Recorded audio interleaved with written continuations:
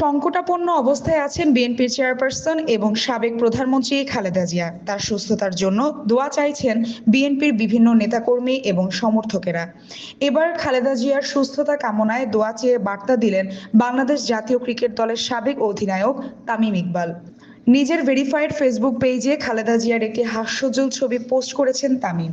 ক্যাপশনে লিখেছেন, BNP chairperson ও সাবেক প্রধানমন্ত্রী খালেদা জিয়ার দ্রুত সুস্থতা কামনা করছি। জীবনে অনেক প্রতিকূলতার সঙ্গে লড়াই করে তিনি টিকে থেকেছেন। এবারও সব শঙ্কা দূর করে তিনি হাসি মুখে ফিরবেন।